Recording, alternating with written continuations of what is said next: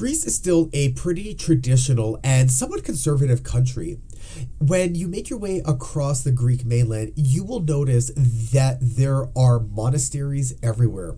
The presence of the Greek Orthodox Church can be felt and seen in every facet of Greek culture and society.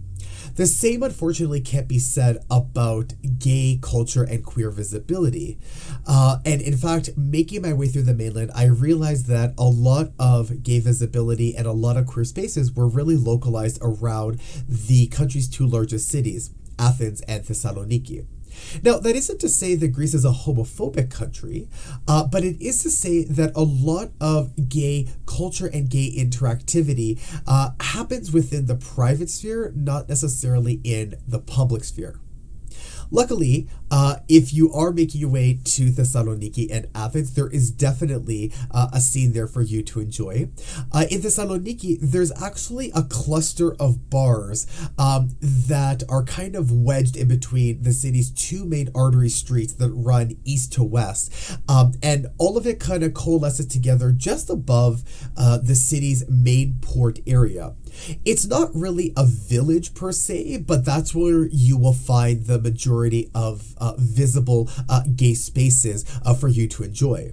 Athens has not necessarily an official sort of like neighborhood, but there are definitely a much larger set of queer spaces within what's known as the Gazi part of the city, or the Gazi neighborhood. And it is a pretty fun place to visit. I have to say. In fact, it's really not that far from the city's main tourist center.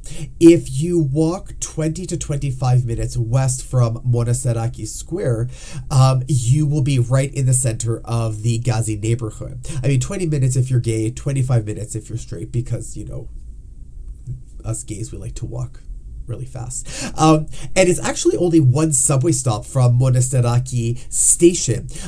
You exit Karamiko station, which is on the blue line, and the exit takes you right into a sort of center park that has a ring of restaurants and bars that encircle the entire space. And not all the bars are necessarily gay per se, but there's definitely a large number of gay bars there, and of course in and around the main sort of square area.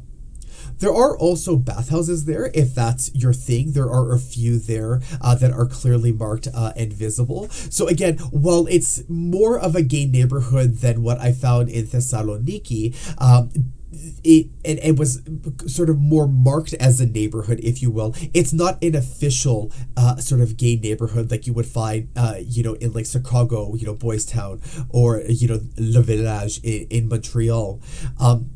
But regardless of its designation, the Gazi area is a really great place to visit, whether you're gay or not.